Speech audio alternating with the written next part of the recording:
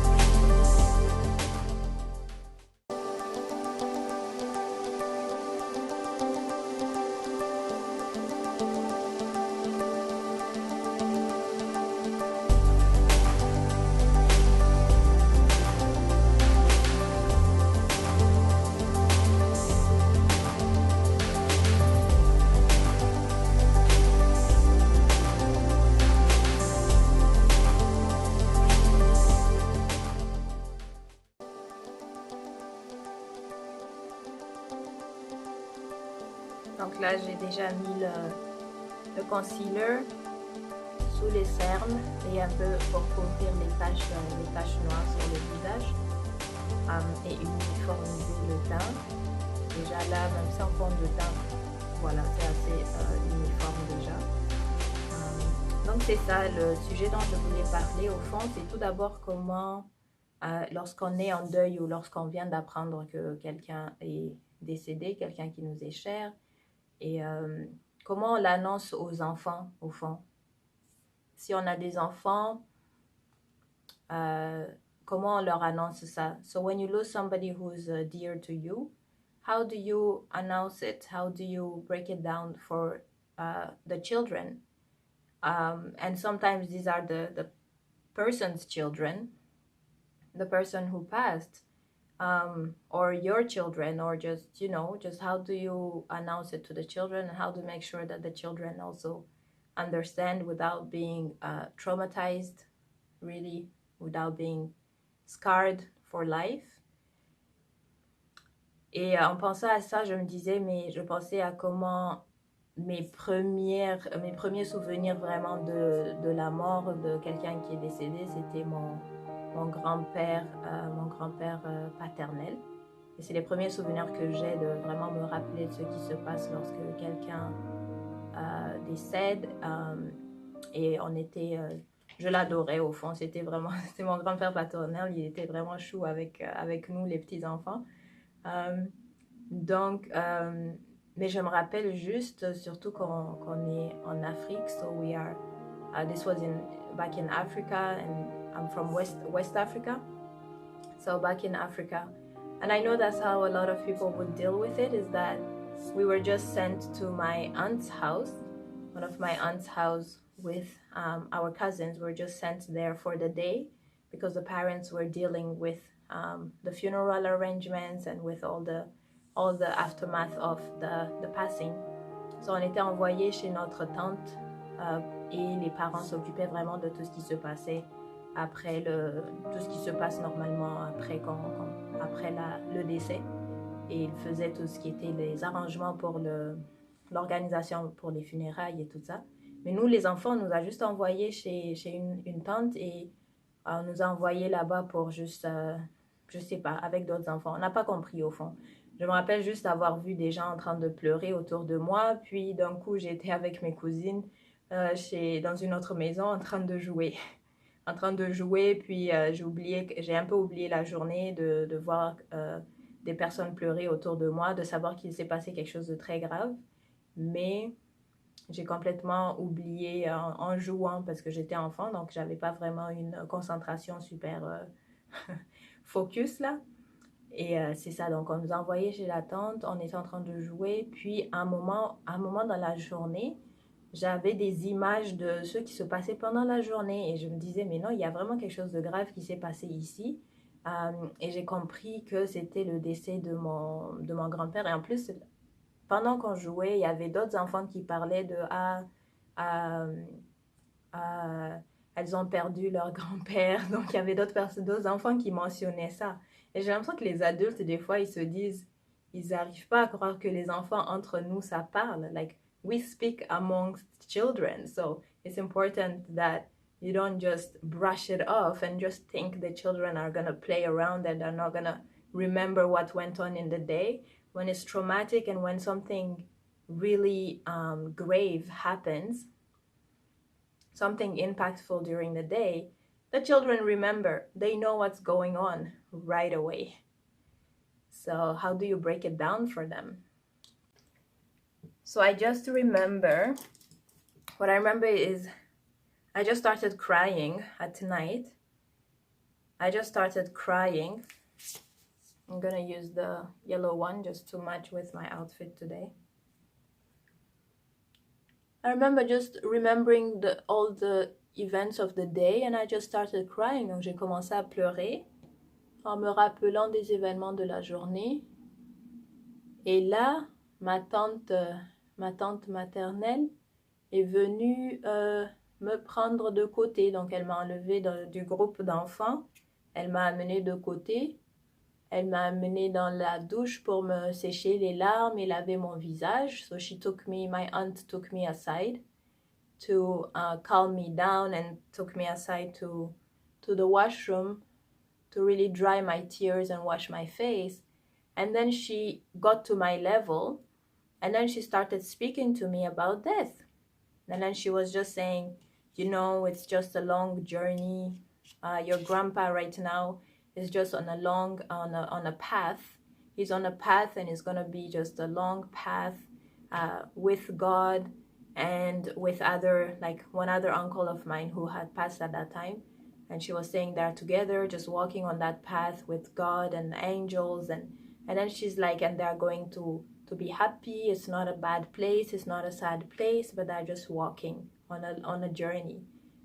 And then I just remember instantly feeling so much better right away. And I would never forget that. I was probably 7 years old. I would never forget that, because that just stayed in my mind, and that's how I started dealing with death. It was from my early memory of death. Donc j'ai jamais oublié, parce qu'elle me disait qu'ils étaient en train de marcher sur un long chemin. Ils étaient en train de marcher, donc mon grand-père décédé avec d'autres personnes que je connaissais qui étaient décédées, et qu'ils étaient avec Dieu. Ils sont en train de marcher sur un long chemin pour se rendre à un endroit encore plus où ils vont être très heureux, où ils vont être tous ensemble heureux. Et je me rappelle juste avoir eu l'image dans ma tête. Pendant qu'elle me parlait, elle s'est à genoux, elle s'est mise à mon niveau, puis elle m'a parlé tranquillement, calmement de côté. Et je me rappelle tout de suite, je me suis sentie tellement calme, je me suis sentie tellement mieux, je suis retournée jouer avec les autres enfants, j'ai pas pleuré par rapport à ça. Après ça, c'était juste, j'étais moins traumatisée. So I'm thinking, is this a way to break it down to children? Can we find this type of stories, this type of ways to tell children when there is a passing, and make sure, I know this happens a lot in Africa, where we just put you aside for the day and just don't run around with adults, because the adults are dealing with their own grief. Send you aside, and then we forget that you have a memory and that you're a future adult, and you will remember everything. You will remember everything. Children feel the energy. Les enfants sentent l'énergie autour d'eux. Ils sentent quand il y a quelque chose qui ne va pas. Ils sentent tout de suite. Ils le sentent, ils le sentent. Moi, je me rappelle l'avoir senti tout de suite. En plus, on voit des adultes complètement désemparés. So we see the adults completely like lost and exasperated. So of course we know what's going on.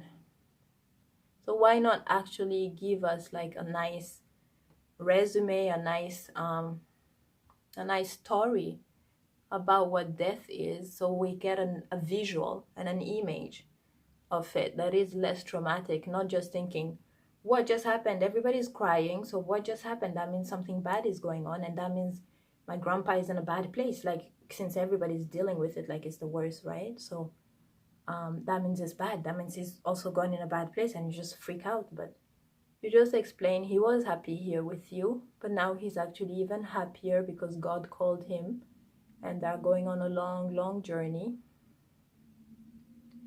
Donc ils vont dans un long voyage avec Dieu. Voilà, moi je pense que c'est des bonnes façons d'expliquer aux enfants. C'est important de leur expliquer ce qui se passe aussi, et de ne pas juste le mettre de côté. Voilà.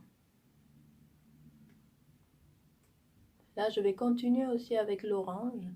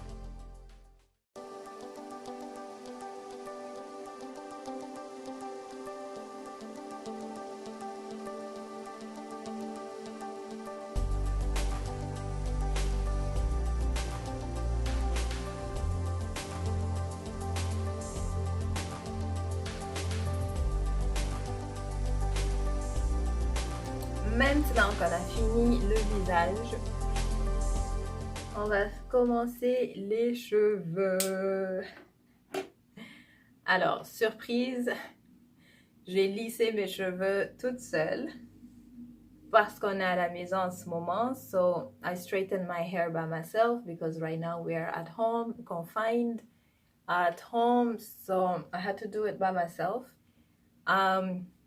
Little secret, I did a whole video. I made a video. I was filming it.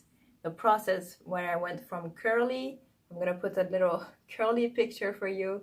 When I went from curly to straight and my whole process, doing it by myself and everything.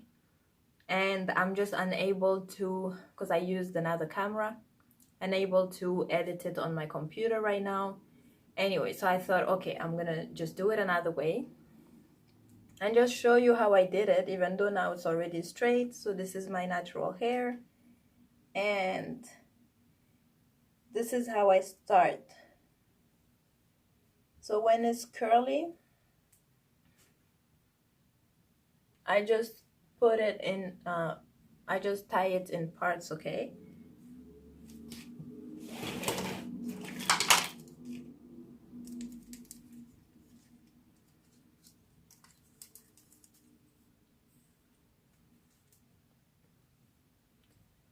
So I do it in parts, and then I first start just taking a little bit first.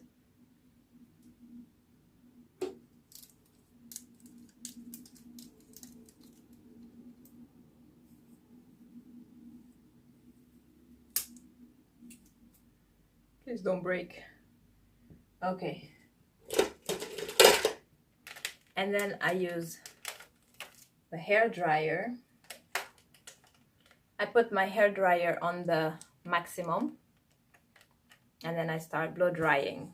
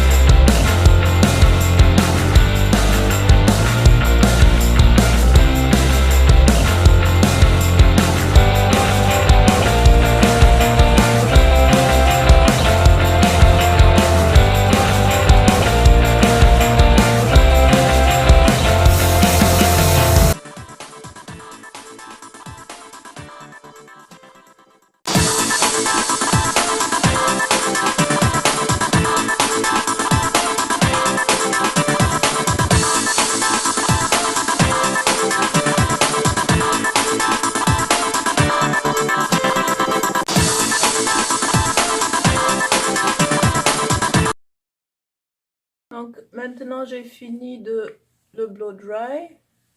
Je suis en train de juste rebrosser pour que ça se démêle un peu plus.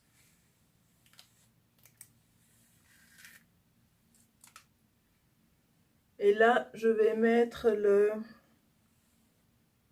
fer à lisser. Et comme je vous dis, comme je l'ai déjà fait, je ne fais pas tout le processus, mais en général, donc une fois que c'est blow dryé, ça ressemble à peu près déjà à ça, un peu plus touffu sur moi. Ensuite, je mets le fer à lisser. Et avant de mettre le fer à lisser encore, je divise en petites parties. Et je lisse une partie à la fois. Et d'habitude, je commence toujours par l'arrière. Mais bon, là, je vais commencer par le devant parce que je sens que c'est le devant qui commence à redevenir un peu plus bouclé. Donc, je vais commencer par le devant.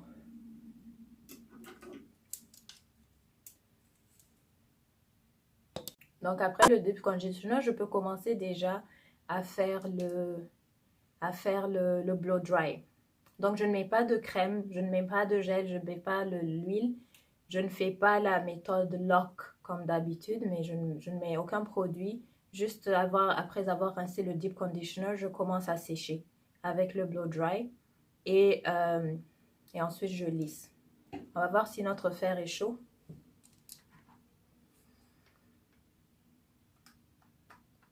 Ouais, c'est assez chaud. Ok, je ne recommande pas de toucher pour savoir si c'est chaud, ok? Juste petite note. Do not touch to see if it is hot, please, people. Do not try this at home.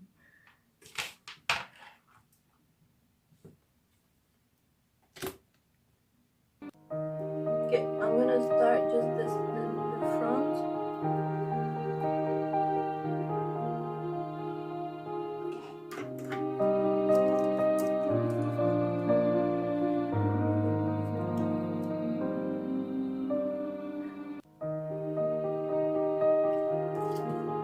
And with a little comb, much.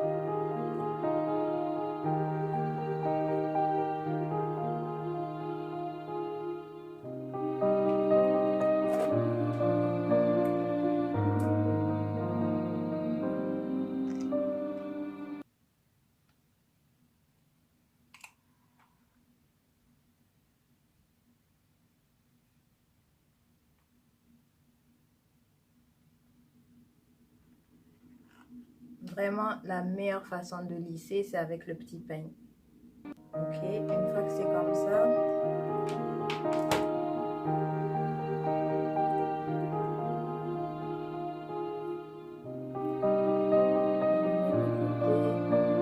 on continue.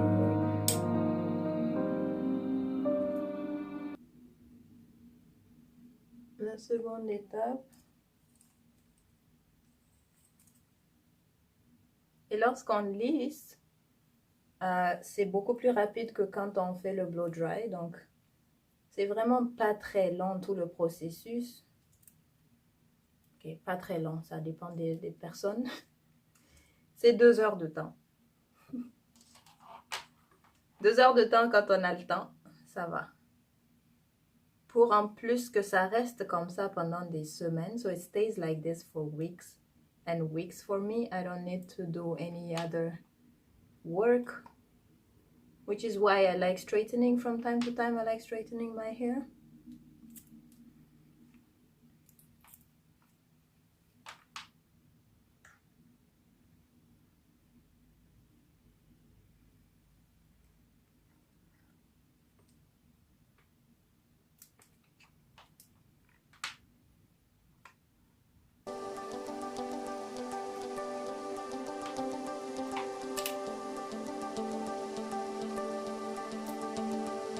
Vous voyez déjà comment c'est beaucoup plus léger.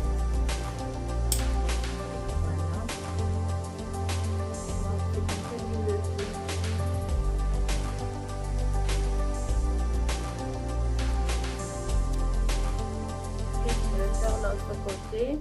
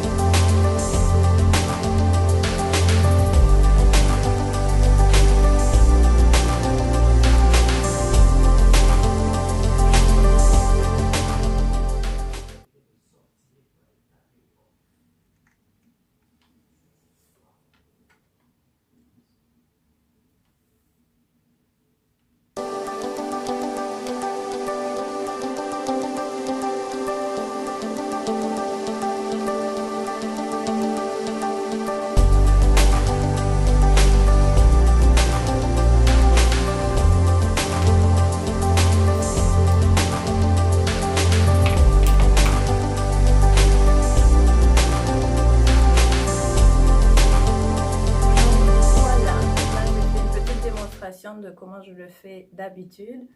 Là, c'est beaucoup plus lissé. Je peux les laisser vraiment straight comme ça, lissé avec du volume. Ou ce que je fais aussi, je mets juste un produit. C'est comme un sérum. C'est juste pour mettre de la brillance dans les cheveux. C'est pas de l'huile. Alors, je mets vraiment pas de l'huile pendant tout le processus de lissage. Je mets pas d'huile dans mes cheveux. Donc, je mets un sérum, je vais vous le montrer tantôt, juste pour ajouter de la brillance. Alors, voici le Glossing Hair Polisher. So it's called Glossing Hair Polisher. It's a Freeze Control and Shine from Olive Oil. It's just to add some shine. Ça rajoute juste de la brillance dans les cheveux sans huiler les cheveux.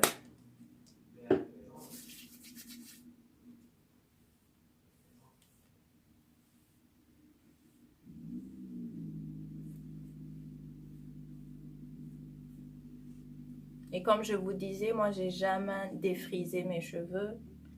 Depuis qu'on est petite, dans les années 90, le défrisage faisait feu, ça faisait feu. Des chimies qu'on mettait pour lisser les cheveux. Et nous, nos mères qui venaient des années 60, où c'était déjà les cheveux naturels, l'afro, elles ont juste refusé qu'on lisse nos cheveux, qu'on défrise. Donc, j'ai jamais défrisé mes cheveux. Et maintenant, j'apprécie le résultat parce que je peux passer de cheveux bouclés à cheveux lissés moi-même sans mettre toute la chimie dedans. Et je vous jure, j'ai essayé ça sur d'autres types de cheveux. J'ai essayé ça sur une amie qui avait des cheveux assez vraiment plus frisés que les miens. Et elle aussi, ça avait l'air comme si elle avait défrisé ses cheveux. Je lui ai dit, tu mouilles surtout pas. Quand c'est comme ça, on ne laisse pas l'eau toucher nos cheveux encore. Donc là, vous voyez, c'est un peu plus brillant.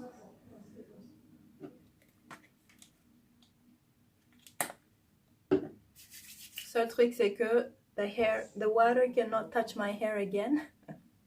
So no water. Pas d'eau dans mes cheveux pendant un bon moment. Pour que ça ne redevienne pas bouclé, ok? Et aussi, avant de mettre de la chaleur, avant d'appliquer la chaleur, vous pouvez aussi mettre tout ce qui est protection de heat protector, donc protection de chaleur contre les cheveux, pour bien protéger vos cheveux contre la chaleur du fer et du blow dry. Donc c'est ce qu'il faut mettre. Donc là, je peux les laisser vraiment juste lisses comme ça, Ou ce que j'aime faire aussi, c'est je fais un twist.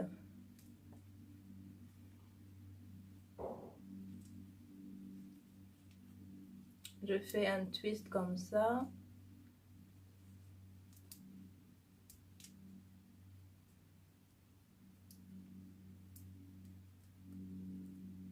Non, avec quoi attraper mon twist?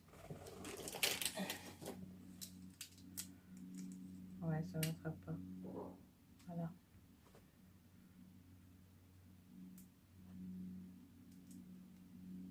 Je twist pendant que c'est encore chaud, so while it's still hot. I just twist the hair.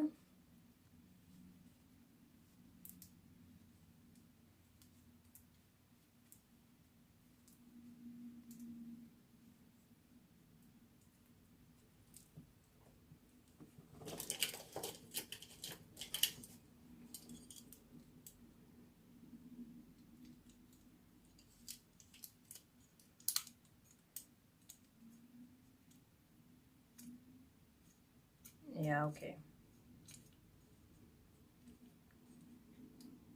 There. Anyway, so I leave it twisted, and then when I open it, you'll see how it looks. Donc là, j'ai laissé quelques minutes comme ça, on va juste défaire.